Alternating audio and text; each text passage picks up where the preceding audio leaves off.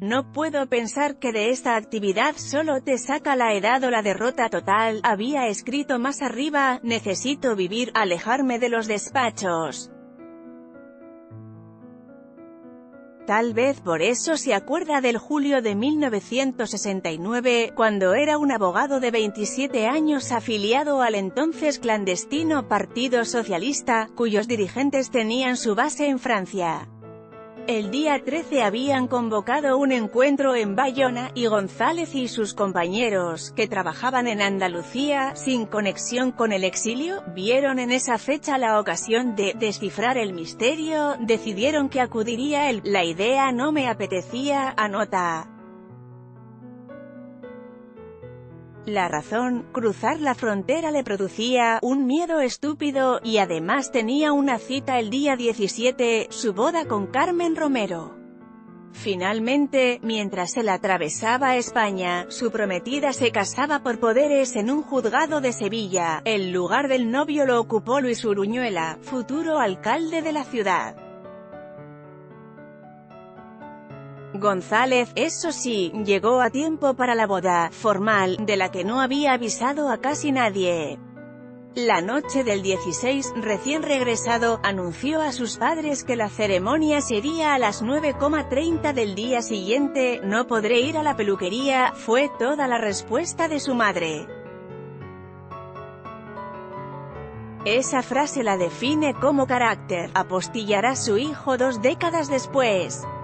Luego llega la gran pregunta: ¿en qué momento hay que dejar el poder? Irse con la confianza intacta siempre se puede tomar como un menosprecio hacia los demás. Hacerlo cuando la confianza disminuye se interpreta como huida en los momentos difíciles. 3 meses más tarde, el resultado electoral no resuelve el dilema. Pese a perder 800.000 votos, el PSOE revalidó la mayoría absoluta que disfrutaba desde 1982. Las reflexiones del verano terminan con una nota sobre la campaña del otoño. Los compañeros querrían que mostrase el aspecto positivo de lo que hay que hacer.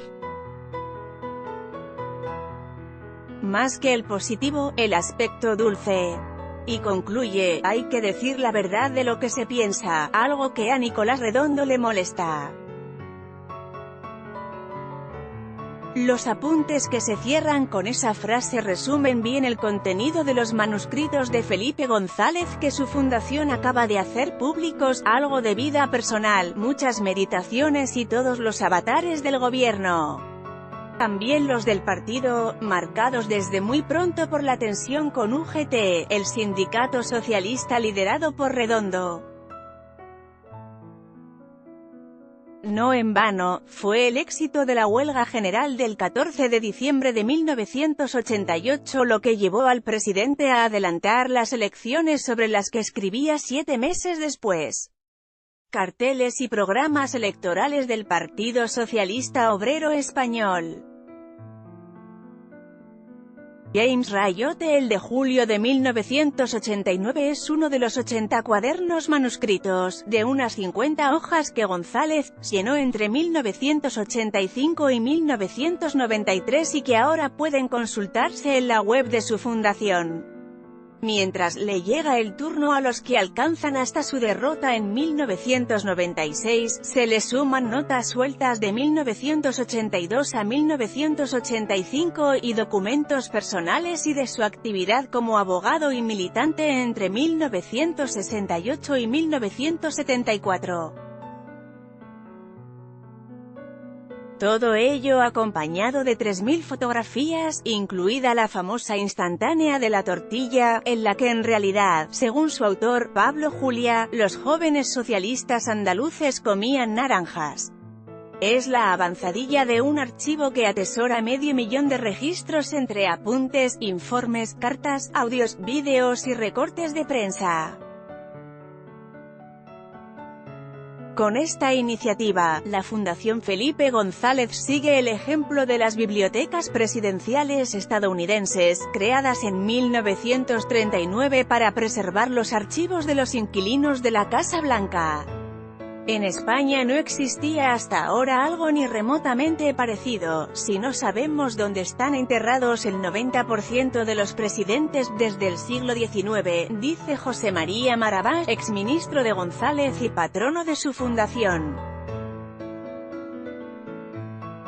La Real Academia de la Historia conserva algunos fondos, los de Antonio Maura están en su propia fundación, y los de Manuel Azaña, en México tras ser entregados a su viuda. Cada presidente de la democracia se llevó sus papeles al dejar la Moncloa. Al contrario que los documentos generados por los ministerios, que por su carácter ejecutivo terminan en el Archivo General de la Administración de Alcalá de Henares, los de Presidencia permanecen en manos de su titular. El historiador Santos Juliá recuerda una anécdota relatada por Leopoldo Calvo Sotelo, cuando abrió la caja fuerte para ver qué le había dejado Adolfo Suárez, se la encontró vacía. Autor de una historia del PSOE que no sentó muy bien en Ferraz, Juliá detuvo su libro en 1982. Cuando se planteó la posibilidad de recoger los años del socialismo en el poder se topó con una respuesta: no hay papeles. En España los políticos han tenido tradicionalmente un sentido patrimonial del Estado, se lamenta otro historiador, José Álvarez Junco, también patrono de la Fundación Felipe González. Hasta la hoja en la que escriben se paga con los impuestos, pero ellos creen que les pertenece. Para romper esa inercia, María González, que tenía 4 años cuando su padre ganó las primeras elecciones, promovió hace 6 la fundación que lleva su nombre y que hoy ocupa una sobria oficina con 3 mesas en la Real Fábrica de Tapices de Madrid. En ella trabajan la directora, Rocío Martínez Sampere, exdiputada del PSC, una gerente y 2 colaboradores, entre ellos, Alba Toajas, responsable de la minuciosa catalogación de los documentos. Todo empezó cuando en 2011 un director de documentales alemán preguntó a Felipe González si escribiría sus memorias. La respuesta fue no, y el cineasta insistió ante su hija, que había organizado la entrevista: no era un derecho de su padre, sino un deber con los ciudadanos. María González buscó entonces la complicidad de José María Marabás, para que, si no había memorias, al menos hubiera archivo. Les dije que les quedaban 2 telediarios y que se lo debían a mi generación, cuenta. Me dijiste 4 telediarios, corrige Marabás entre risas. Voy actualizando, zanja ella, que se puso a recopilar papeles dispersos por media España entre locales del PSOE y casas particulares. Cuadernos y el último maletín que tuvo Felipe González antes de ser presidente, James Rayotte. Pese a la resistencia paterna, meter la cabeza en el archivo, contó con su colaboración. Meter la cabeza en el archivo, aclara el expresidente, es la expresión que usó cuando también George Bush, el padre, no la fotocopia, lo animó a escribir sus memorias. González lo cuenta al final de una reunión del patronato a la que ha acudido con bastón por una lesión de rodilla. Era consciente cuando escribía en sus cuadernos de que algún día los leería todo el mundo. No solo no era consciente entonces, sino que me sorprenden ahora. Hace poco he descubierto que tengo 10 o 15 cuadernos más. No te puedes ni imaginar lo que se entusiasma la gente cuando ve una de esas notas con quinielas de gobierno. Lo que más morbo produce es algo escrito a mano. Y lo que más describe mi actitud respecto a las notas es que cuando acababan los consejos de ministros arrancaba las 40 o 50 hojitas que utilizaba y las metía en la trituradora de papel. Después, por curiosidad, miraba cuántos ministros me seguían con las suyas. Yo era el único. Es algo que nadie cree porque las cosas que son tan evidentes no se creen, pero lo hacía porque, cuando uno presta juramento dice que guardará el secreto de las deliberaciones del Consejo de Ministros. Ese secreto no tiene un límite temporal, son secretas por ley. Yo era el único que al final de cada Consejo de Ministros llevaba mis papeles a la trituradora. La ley y el presupuesto, aclara Martínez Sampere, son las únicas limitaciones que se impone la fundación que dirige para abrir los archivos presidenciales. Si Telefónica ha patrocinado esta primera fase, la ley tiene sus vericuetos. A la de protección de datos o del patrimonio se le suma la Ley de Secretos Oficiales, una norma que data de 1968, en pleno franquismo, y que no establece plazos de desclasificación. En marzo pasado, es decir, mucho antes de la moción de censura de Pedro Sánchez, PSOE y PP se sumaron por fin a la propuesta registrada en 2016 por el PNV para que los documentos secretos sean públicos a los 25 años con una prórroga única de 10. En Estados Unidos el límite está en 30. Como recuerda Álvarez Junco, tenemos acceso a los informes del embajador en Madrid sobre el 23F, pero no a los informes españoles. Los españoles tendrán que esperar a la nueva ley, incluidos los que puedan encontrarse entre los papeles de Felipe González. El expresidente afirma no tener más reparos que los legales a la hora de publicar su archivo, que hace poco incorporó su propia ficha policial, elaborada durante la dictadura. En mayo se pasó varios días leyendo esos 500 folios de recortes de prensa, seguimientos policiales e insinuaciones. Que salga el cuento de que estaba de amante con no sé quién o de que me había comprado un Mercedes, cosa que no se me habría ocurrido, no me preocupa nada, nunca acertaban, dice. Mayor interés, reconoce, tienen los informes de inteligencia, reflejando conversaciones que habíamos tenido.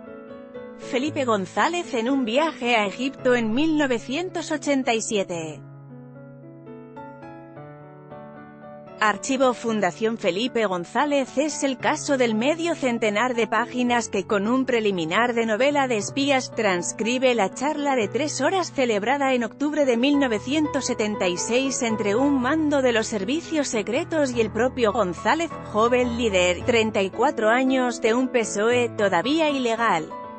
Nosotros también estamos en un momento de evolución, le dice el funcionario. El servicio ni es lo que fuimos ni será lo que somos, pero su función permanecerá bajo otras formas. Servicios como el nuestro existen en todos los países del mundo.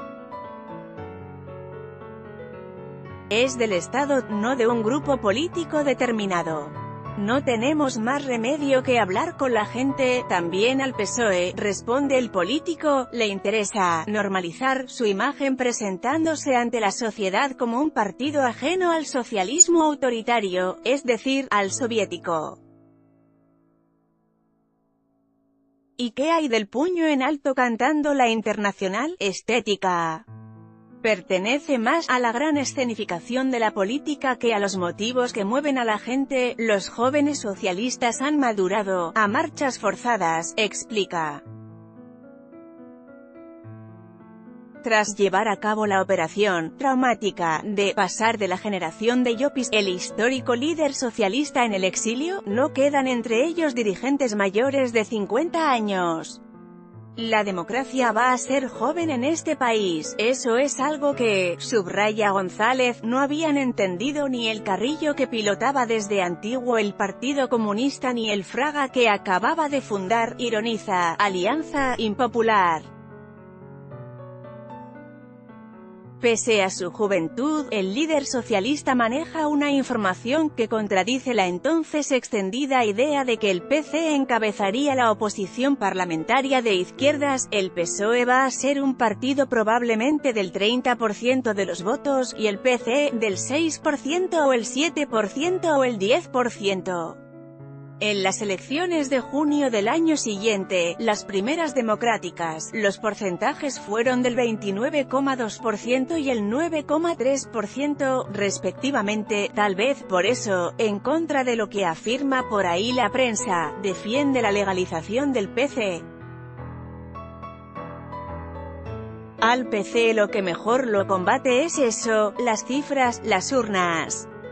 Con todo, a lo largo de encuentros posteriores pedirá que se permita al PSOE clandestino celebrar su congreso en Madrid y defenderá que lo sano es que a Gutiérrez Mellado, vicepresidente con Adolfo Suárez, lo vea a la izquierda, no solo la derecha. Lo mismo que al rubito que está en la zarzuela. Una nada velada referencia al rey, borrador de una carta de Felipe González al exmandatario cubano Fidel Castro, en 1992, bajo el cuaderno, fotografía de la visita de Mijaíl Gorbachov y su esposa a Doñana. James Rayotte. Aunque Felipe González insiste en que, si de él dependiera la desclasificación de los documentos, su criterio sería muy amplio, José María Marabay reconoce que el proyecto produjo exclamaciones de estupor en políticos socialistas relevantes. Es una locura, la gente va a saber, son algunas de las reacciones que le llegaron, ¿qué va a saber la gente? 23F, por ejemplo, responde Marabay con una vehemencia que sorprende, alarma casi, a los que le rodean en la fundación. Todo lo que pasó. ¿Quién estaba detrás? ¿Cuáles eran las tramas? Padres de la patria que han sobrevivido como padres de la patria, ¿lo eran tanto? Este es un país que ha tenido muchas convulsiones. Entre las principales, el terrorismo y la guerra sucia contra el terrorismo, que terminó llevando a la cárcel a un ministro del propio González, José Barrionuevo. Marabay, que llena la conversación de interrogantes, es tajante en ese punto, se acusa de los Gal y no, se puso fin a eso en el año 1986, al antiterrorismo contra ETA, a todos esos grupos. ¿Por qué hay nombres que desde la muerte de Carrero están en la organización de un terrorismo subterráneo? Cuando el señor Olarra, presidente de la Confederación de Empresarios de Vizcaya, dice que está reclutando mercenarios en Marsella, pensamos ¿qué está pasando? De eso se sabe muy poco y se sabrá cuando, en cuanto la ley lo permita, habrá, pues, que esperar a que resuelva el Congreso de los Diputados. Mientras se desclasifican los informes de su etapa de gobierno, en los manuscritos de Felipe González se comprueba cómo toma nota de atentados que acababan de producirse, lugar, circunstancias, número de víctimas. También de una consulta, en marzo de 1987, sobre qué hacer con el cadáver de Chomin, interlocutor de ETA en su negociación con el gobierno fallecido en Argel en accidente de tráfico. Un año más tarde registra una entrevista con el ministro de Justicia y el fiscal general del Estado, asunto Amedo, fondos reservados, actuación de los fiscales, posible respuesta. Evidentemente las fuentes de información para el procesamiento son muy frágiles. Las pruebas inexistentes, las declaraciones de los implicados son comprensibles, tratando de disminuir su responsabilidad mediante manifestaciones en juicio contra la policía francesa y española. Las reacciones de las autoridades en Francia no llevan a ninguna diligencia ante la policía y menos a procesamiento. Los condenados están dispuestos a declarar lo contrario, los delitos han sido cometidos en Francia, ¿cómo juzgar en España a los responsables? Sesión de investidura de Felipe González como presidente en 1982. Archivo Fundación Felipe González. Los manuscritos del expresidente abundan en apuntes sobre despachos con sus ministros y sobre reuniones de la ejecutiva del PSOE. No siempre está claro si se refieren a lo que piensa decir o a lo que acaban de decirle, en ocasiones, no obstante, se acompañan de informes ajenos.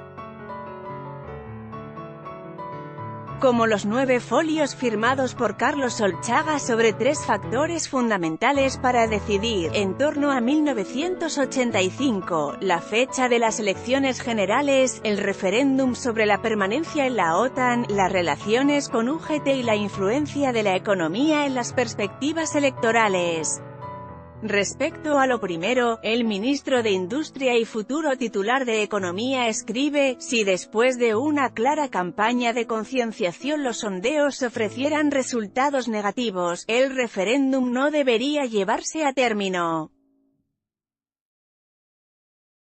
Finalmente, se celebró el 12 de marzo de 1986 y ganó la posición socialista, que había pasado del no al sí. 3 meses más tarde, el PSOE volvió a obtener mayoría absoluta en las elecciones. Solchaga se convirtió en el emblema del polo renovador, es decir, liberal, del partido, mientras el vicepresidente, Alfonso Guerra, se convertía en el supuesto guardián de las esencias. Los escándalos de corrupción en los que se vio envuelto su hermano, Juan Guerra, terminaron forzando su salida del gobierno en 1991. El primer día de ese año, Felipe González le escribe una carta de 5 folios en la que habla de la atonía del gabinete, en vías de remodelación, y de la amistad entre ambos. Siempre me he resistido a continuar sin ti algo que empezamos juntos. No obstante, dice, deben contrarrestar imágenes que empiezan a producir efectos negativos. Como relata en sus memorias el propio Guerra, recibió esa carta 2 días más tarde. El 12 de enero, en la clausura del Congreso del PSOE de Extremadura, feudo guerrista, anunciaba su dimisión entre gritos de «no te vayas». Aquella semana se especuló con la posibilidad de que el presidente dejara caer a Solchaga para compensar a su archirrival. A la vista de las quinielas recogidas en sus cuadernos, las especulaciones no tenían fundamento. Carlos Solchaga, que repitió como ministro, aparece incluso como posible vicepresidente junto a Narcís Serra, aunque solo este último ocuparía el cargo. El 1 de enero de 1991 por error anotó la fecha del año anterior. Felipe González escribió a su vicepresidente sugiriéndole que dejara el gobierno. Sin citarlo, trataba de evitar que el caso de corrupción que afectaba a Juan Guerra, hermano del número 2, continuara salpicando al gabinete. La dimisión se anunció el día 12 y Narcís Serra ocupó el puesto. Francisco Fernández Ordóñez y Carlos Solchaga estuvieron en las quinielas. MUEF el recuadro para ver el texto ampliado a José María Marabá, que en aquellas quinielas ejercía de ministro comodín. No le preocupan los apuntes del expresidente sobre su gobierno, donde todos éramos más o menos muy educaditos. Le preocupan los que tomó en las reuniones del partido, donde no ser educadito era un requisito de supervivencia. Fuera de esas disputas y de las posibles revelaciones sobre el Galo el 23F condicionadas por la ley, Marabá subraya la importancia del archivo como fuente de información sobre Latinoamérica, Oriente Próximo y, por supuesto, Europa. Ronald Reagan y Mikhail Gorbachov son nombres habituales en sus papeles, también Fidel Castro, al que en 1992 le dirige una carta en la que habla de 2 amenazas, el nacionalismo radical y el integrismo religioso. En los manuscritos de González, la reflexión sobre el poder convive con la cocina del poder. En los manuscritos de González, la reflexión sobre el poder convive con la cocina del poder. Las manos más bien abiertas, mirarlo mientras habla, distraerlo, anota en 1993 al preparar el famoso debate televisivo con José María Aznar. En una hoja puede hacer el seguimiento de la Guerra del Golfo, y en la siguiente, la lista de lo que quiere llevarse de vacaciones a Doñana, una caja de pimientos. Herramientas de bonsáis, bañador, un día. Sin embargo, ni los Juegos de Barcelona ni la Expo de Sevilla consiguen atraer su atención. El 7 de agosto de 1992 murió de cáncer Francisco Fernández Ordóñez, ministro de Exteriores hasta poco antes. Felipe González, que estuvo hasta el final en casa de su amigo, anotó al regresar a la Moncloa: acaba de morir Paco. Lo esperaba como todos, pero hay algo que se ha roto, que ha cambiado en mí. Le quedaban 4 años en el poder. Tras elogiar la serenidad de la familia, concluye: me acordé de mi madre. La página siguiente lleva una fecha, 27 de agosto, y un encabezamiento: reunión en Londres.